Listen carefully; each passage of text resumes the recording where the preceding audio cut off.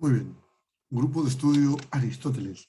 Vamos a trabajar en el tema del sistema nervioso, tema importante a nivel de biología y que es fundamental en varias ocasiones. Ha venido en exámenes de admisión este tema. Es uno de los temas más complicados en el sentido que son demasiados datos. Vamos a intentar resumirlo para el día de hoy y que esto sea bastante accesible. Vamos a ver, sistema nervioso. Vamos a acordarnos de la célula principal, célula fundamental del tejido nervioso, que es la neurona. Y eso, pues, básico para ti. Ahora, en cuanto a las partes de la neurona, nos vamos a acordar, pues, que tenemos estas proyecciones llamadas dendritas, ¿cierto? Llamadas dendritas. Tenemos un núcleo y el cuerpo se llama soma. Y el cuerpo se va a llamar soma. Además, tenemos esta parte alargada, llamada axón, la cual está recubierta por las llamadas vainas de mielina. Profe, ¿qué es la mielina? La mielina es un lípido, no te olvides, ¿ah?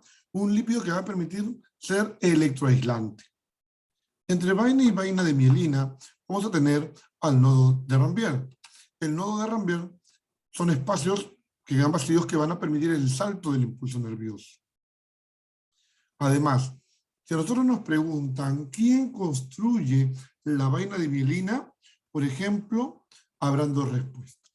Profe, ¿cómo que dos respuestas? Sí. El nódulo de la vaina de mielina en el sistema nervioso periférico es formado por las células de Schwann. Periférico es Schwann, periférico es Schwann. Mientras que en el sistema nervioso central será formado por nuestros amigos los oligodendrocitos. ¿Ya? Por acá tenemos el axón, la parte terminal del axón, donde se va a dar luego la sinapsis. Entonces, decimos que la neurona es la unidad estructural y funcional del sistema nervioso. ¿Cuáles son las funciones del sistema nervioso? Primero, controlar el organismo.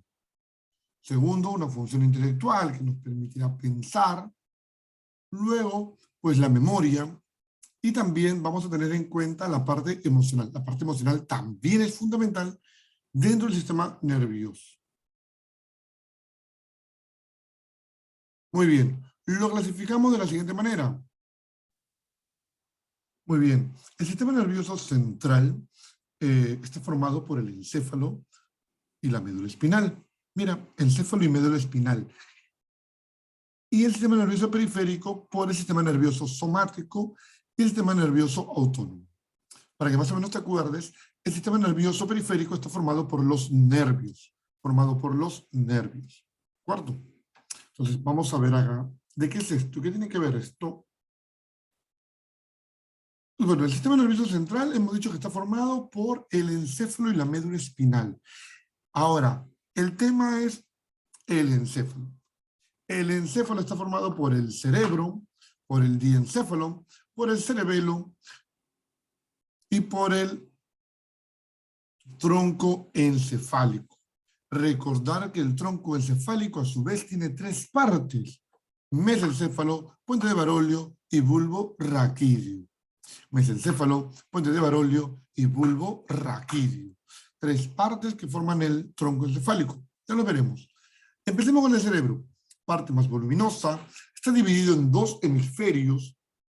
Dos hemisferios. Y acá vamos a encontrar pues a las famosas fisuras, que son estructuras profundas, no cortes profundos que dividen en partes del cerebro. Como la de Silvio, la de Rolando, la central, la perpendicular, entre otros. Los hemisferios del cerebro, que son dos, el hemisferio izquierdo y el hemisferio derecho, ¿no? Hemisferio izquierdo y hemisferio derecho,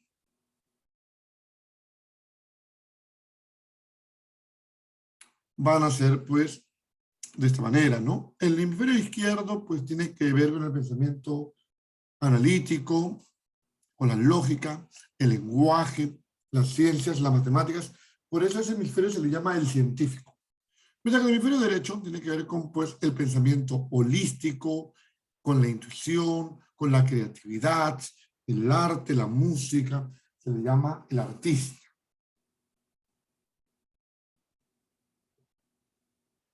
Cabe destacar que el hemisferio izquierdo controla al hemicuerpo derecho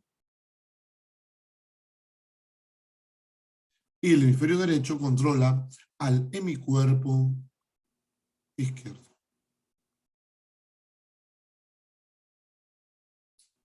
Puntos importantes que debes recordar. Ahora, ese cerebro tiene lóbulos, ¿no? Ese cerebro tiene lóbulos. Los lóbulos van a ser 4. En la parte delantera, el lóbulo frontal. En la parte trasera, el lóbulo occipital. En la parte superior, el lóbulo parietal. Y en la parte inferior, el lóbulo temporal, ¿no? Parietal de un lado hacia arriba y temporal de un lado hacia abajo. Cada lóbulo va a controlar alguna parte de nuestro cuerpo, alguna de las funciones. El lóbulo frontal va a controlar la parte motora, ¿no? También aquí está la parte del razonamiento, la parte del lenguaje. En este lóbulo frontal yo voy a encontrar al área de Broca, que es el área del lenguaje, que me va a permitir entonces, pues, hablar. Si hubiese un daño en el área de Broca, yo no podría hablar. No podría hablar.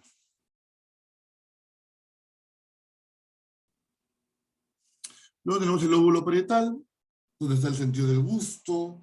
También vamos a encontrar ahí el sentido del tacto.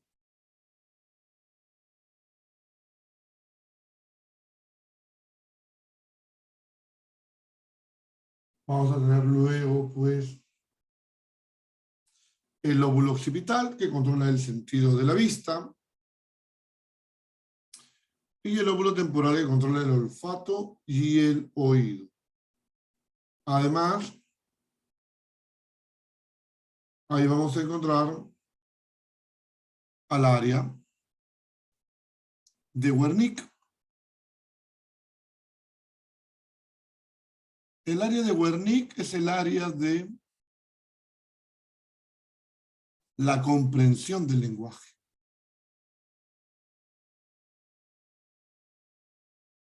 Es decir, si bien es cierto, yo puedo hablar gracias al área de Broca, es el área de Wernicke quien me permite entender, ¿no? Quien me permite entender el lenguaje. Es decir, que me permite entender lo que me hablan, ¿no? Lo que me hablan. Entonces, en este momento tú estás usando para leer la diapositiva, estás usando el área para poder, para poder hablarte, estoy usando el área de Broca. Y tú para entender lo que estoy diciendo, estás usando tu área de Wernicke, ¿no?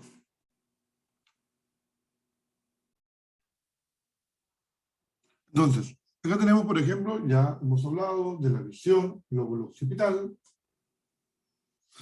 auditiva, lóbulo temporal, olfatoria, lóbulo temporal, gustativa, lóbulo parietal, tacto también, lóbulo parietal. ¿No? Ya hemos dicho la función sensitiva en el lóbulo parietal, función motora, el lóbulo frontal para poder movernos.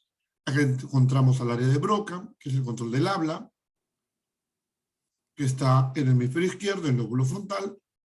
Tenemos al área de Wernicke, como ya dijimos, que es el entendimiento del lenguaje, en el hemisferio izquierdo, lóbulo temporal, parietal y occipital.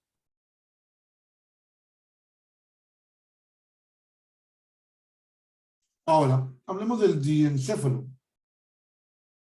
El diencéfalo vamos a tener acá al tálamo y al hipotálamo.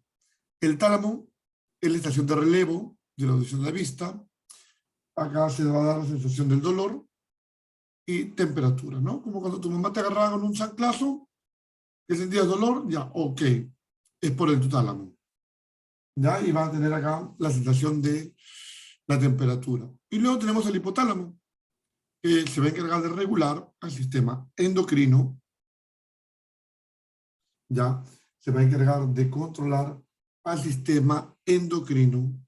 Además, acá se va a dar el control del hambre, del sueño, la sed y la temperatura corporal. Acá está el centro de control del sueño, el hambre, la sed y la temperatura corporal.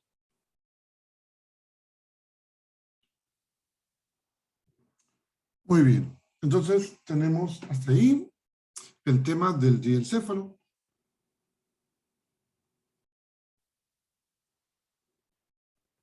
Podemos decir también que el tálamo pues, se encarga de la filtración, vamos a poner acá, que filtra la información que va al cerebro, que filtra la información que va al cerebro. ¿No? El hipotálamo, ya hemos dicho, regula el tema, pues, del hambre, el sueño, la sed, la temperatura corporal, el deseo sexual, ¿ya? El deseo sexual, pues la presión arterial, y pues bueno, como hemos dicho, controla y regula al sistema endocrino. Ahora, si hablamos del cerebelo, pues el cerebelo se encarga de los movimientos voluntarios, velocidad y exactitud. A esto le llamamos movimientos finos. A movimientos finos. Se encarga del equilibrio corporal, la contracción muscular, el tono muscular, que permite pues mantener la cabeza erguida, la boca cerrada, los ojos abiertos. Ahora nuestros músculos se encuentran en una semicontracción.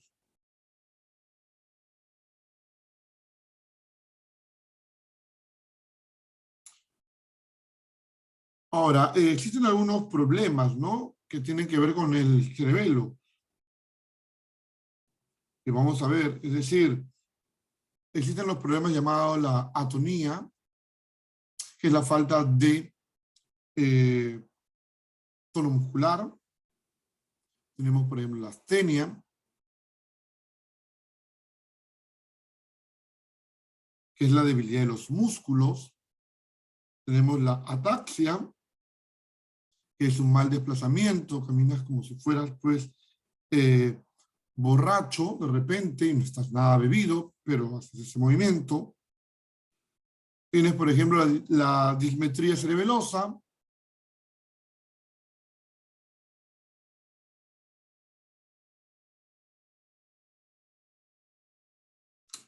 que es, pues, una mala medida en percepción de los objetos, ¿no? Y no podemos, de repente yo quiero alcanzar un objeto, pero me muevo en direcciones equivocadas. Y eso básicamente lo tenemos porque hay un daño, daño en el cerebelo. Ahora, cuando hablamos del tronco encefálico, tenemos que hablar, pues, de sus tres componentes: mesencéfalo, protuberancia anular, que también es conocido como puente de Barolio, y el bulbo raquídeo.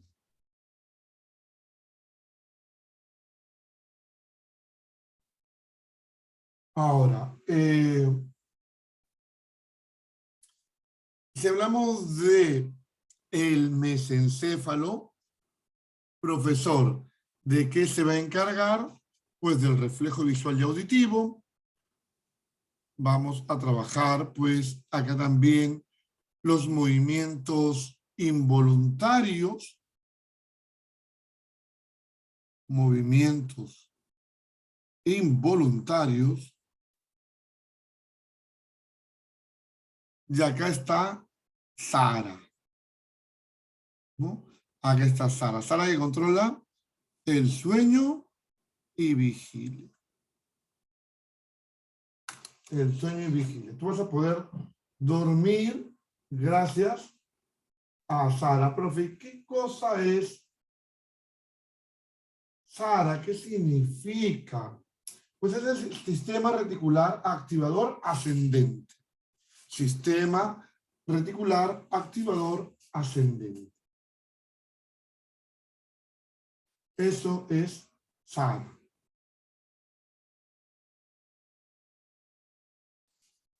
Luego tenemos la protuberancia anular. Y acá está el puente, o puente de Barolio, perdón, que conecta el bulbo raquídeo con los hemisferios cerebrales. ¿Ya? Que regula al bulbo raquídeo con los hemisferios cerebrales. Acá vamos a controlar, ¿no es cierto? Junto con el bulbo raquídeo se va a controlar la frecuencia cardíaca, es el ritmo cardíaco, la frecuencia respiratoria. Acá vamos a encontrar los reflejos de deglución, succión, vómito, tos, salivación, estornudo. Son los reflejos que pueden permitirte salvar tu vida.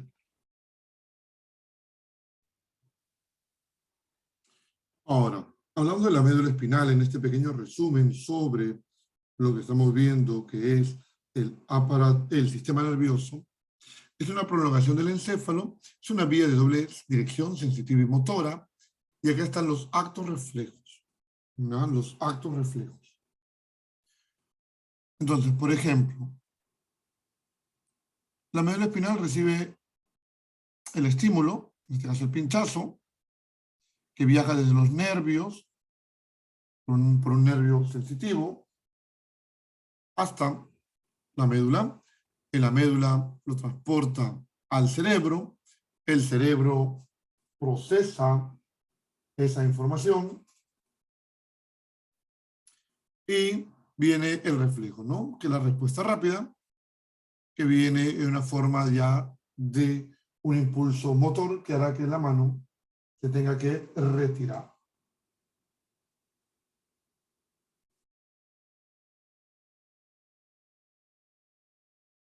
Entonces la médula sirve para eso. La médula transporta el impulso sensitivo y te devuelve un impulso motor. La médula espinal, pues, está protegido por las vértebras. Recuerda que las vértebras las vamos a dividir en cervicales, que están en el cuello, torácicas, que están en el tórax, las lumbares, el sacro, ¿no? Muy bien. Ahora, el sistema nervioso periférico, que está formado por los nervios y los ganglios nerviosos, se va a clasificar el sistema nervioso somático y sistema nervioso autónomo. Sistema nervioso somático y sistema nervioso autónomo.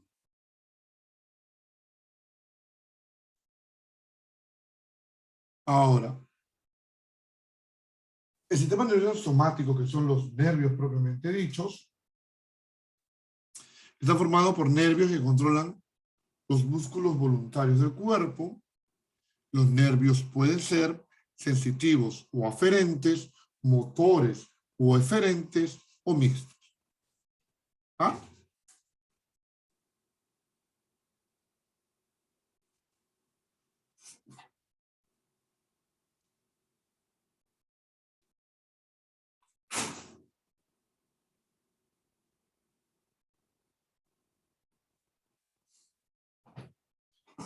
Ahora, recuerda que aferentes, te vas a acordar aferentes porque vienen de afuera.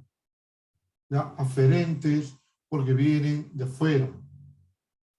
Y eferentes porque son los que van a mandar la orden, ¿no? La señal, van a cumplir, perdón, la función. En este caso, motora, sacar los brazos, sacar las piernas, mover ese músculo. Ahora, estos tenemos acá los nervios craneales. Los nervios craneales son 12. Hay 12 pares. Recuerda que, pues, estamos divididos en dos partes, ¿no? Hacemos un corte sagital, dividimos a nuestro organismo, nuestro cuerpo, en dos mitades equivalentes. Entonces, si clasificamos a los nervios, pues ya hemos dicho, tenemos el sistema nervioso somático, que está formado por los nervios que controlan los músculos puntuales del cuerpo, que los nervios pueden ser sensitivos o ferentes, motores diferentes o mixtos. Ahora, este sistema nervioso somático se divide en los llamados nervios craneales, que ya te dije, vienen en pares de 2, estos son 12, y tenemos acá estos 12. Acá la complicación, hay que acordarnos, pues, de los nombres y de lo que realiza. Por ejemplo, el par 1 es el olfatorio, que es de tipo sensorial. Su función, obviamente, es el olfato. Entonces, acá te has acordado porque tienes una sola nariz y tienes, pues, el par 1. Luego tienes al par 2, que es el óptico, que también es sensorial, que se origina en la retina y te permite la visión. El par 3, el motor ocular común, es motor, su nombre lo dice, se origina en el mesencéfalo y le da movilidad, pues, al ojo, ¿no? Le da movilidad al ojo. El par 4, el patético troclear, pues es un tipo de motor, se genera en la protuberancia y le da motilidad también al ojo. El trigémino es mixto, se origina en la protuberancia anular y tiene una rama motora que te permite la masticación y una rama sensitiva que te permite la sensibilidad de la cara.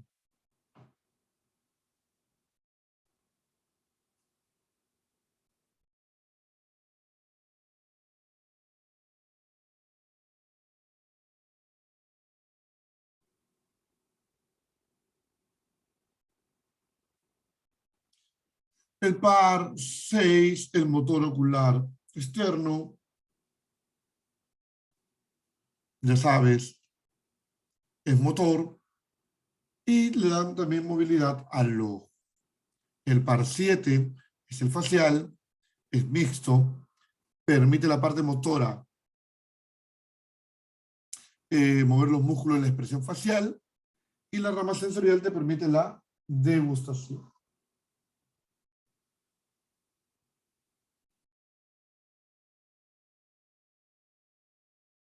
El par 8, el vestíbulo coclear, es sensorial, tiene que ver con el oído interno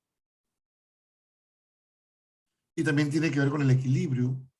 El 9, el glosofaringeo, es mixto y te permite la deglución, es decir, pasar el alimento.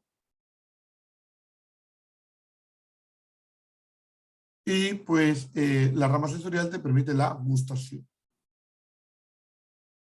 El par 10, el vago o neumogástrico, es mixto, su rama motora te permite la deglución y la fonación. O sea, va a permitirte pasar el alimento también y poder hablar. Y su rama sensorial también tiene que ver con la gustación. El 11, el espinal o accesorio, pues también es motor, permite también ayuda a la deglución y el movimiento del hombro y la cabeza. El hipogloso, pues es motor y le da movimiento a la lengua, ¿no? Para que podamos hablar, estar en la deglución, etc.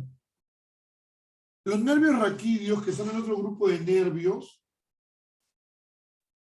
pues son 31 pares, ¿no? Acá, para lo que necesitamos hacer un repaso, no hay que saberlos.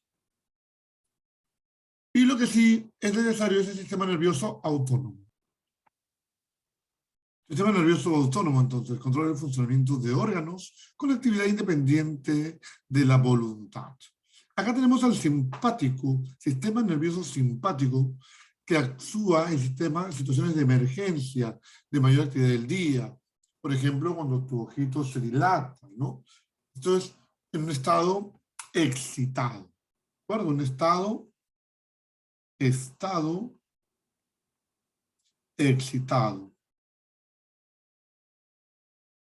Ahora, el sistema nervioso parasimpático actúa en lo contrario, en situaciones de reposo, en situaciones en las cuales hay tranquilidad. Por ejemplo, la mayor actividad durante la noche. Por ejemplo, cuando duermes, se va a disminuir la frecuencia cardíaca. Disminuirá ahí la frecuencia cardíaca. Obviamente eso está indicando una actividad de relajo. Por ejemplo, la taquicardia, pues, está más ligada al tema de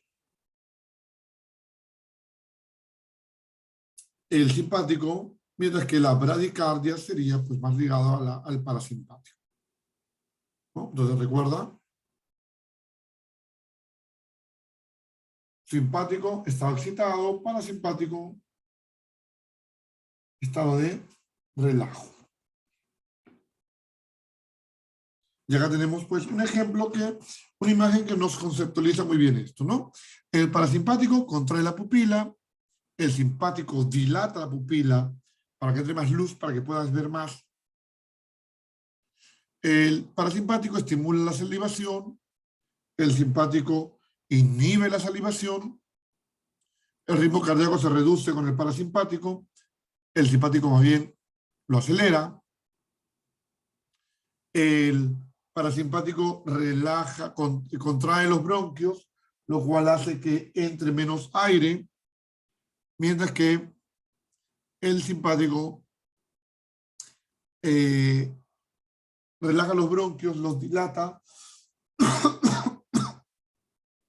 de tal manera que estos permiten mayor ingreso de aire. Por ejemplo, una importancia del parasimpático es que contrae la vejiga, permitiendo pues que orines, mientras que el simpático relaja la vejiga. El parasimpático relaja el recto, mientras que el simpático contrae el recto.